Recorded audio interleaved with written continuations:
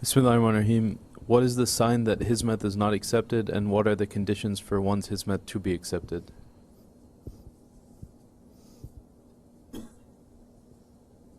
Hizmet to who? To your shaykh?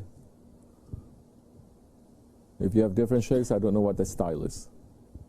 If it's hizmet to our shaykh, hizmet to the one that he has put here, let's say for our purposes, to me,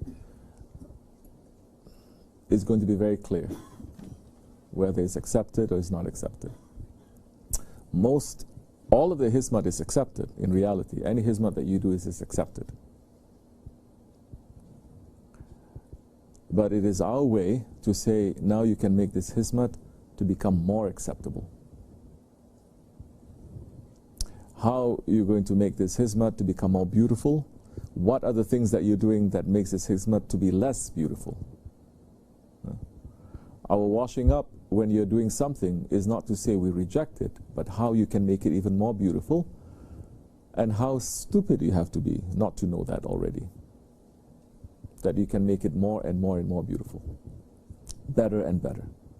So many times the frustration is not because you don't know, but the frustration is because you know, you should have known.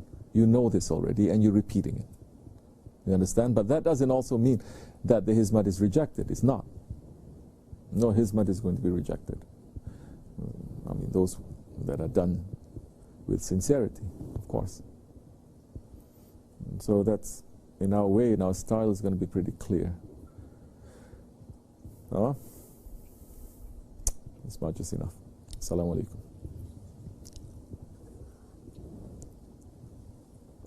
May our hizmet to our shaykh be acceptable. I'm not sitting down here wondering whether he's going to accept or not. That's up to him. If everything that I've done and he says it's not acceptable, it's fair. What am I going to do? Fight with him?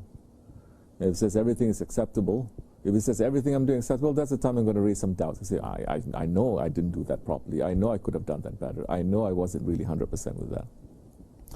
So my attitude now is not whether he's going to accept or not. You have to pass from that.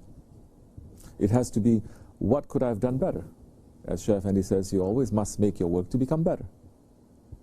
And he says, in fact, Shaykh Effendi said clearly one time, don't do anything, do everything for Allah's sake. Don't do it for my sake, he says. You do it for Allah's sake, Allah will be happy with you. You do it for my sake, I will never be happy with you. Because I'm not happy with you because I always want to push you to higher stations. That's why I'm saying, what about this? What about this? What about this? So that fits into my way that I was raised. It fits into the way that I think. It fits into the way that I want to conduct myself. And it is not a matter of trying to be so humble or trying to say, oh, I'm not doing anything, I did nothing. No, I did something, but I could have done that better. And why didn't I think of that? It's being sensitive to that, but you're also removed from that. You understand? You're removed from it. So that I'm not looking to see whether this is shameful, is anyone looking at me, is it embarrassing or not. I'm looking at, oh, of course I could have done that. I know that already. Why didn't I think of that? Okay, next time I'm going to think. So after a while, it doesn't really matter so much whether that one is yelling at you or praising you. Even when he praises you, so many times, if Shaykh Effendi does, rarely do we get shocked. And when he does, you know, we'd rather die than be praised by him.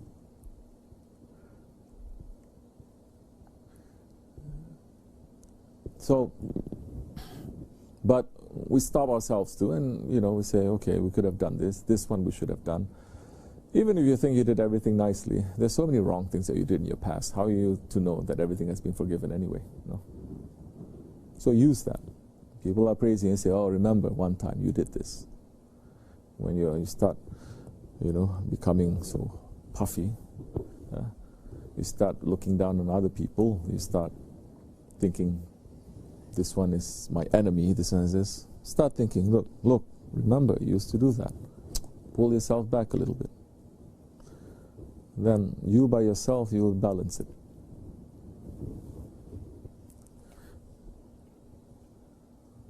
Know that, teach that to your children, so that they have a sense of worth and a sense of meaning, that they understand by themselves, that they're not just doing something so that someone can pat them on the head and someone can praise them.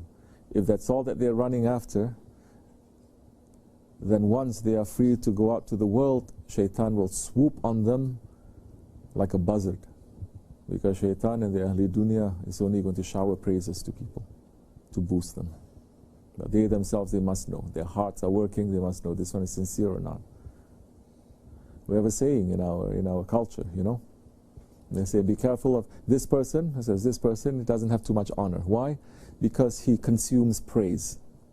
He eats praise. Meaning that he likes to be praised. Praise is like a bait, and he eats it. There are some people, they don't eat praise. They don't really like it. They don't say anything. But we know that this culture is a culture of praise, no? It's a culture of praise. Every little thing, it's, oh, good job. It's good to sort of validate it a little bit, but when it becomes too much, and you must know how to balance it, then they're only going to go to people who praise them. And the people who praise you, be careful. They want something from you. Wa min Allahu tawfiq al-Fatiha. Okay. This much is enough. Assalamu alaikum.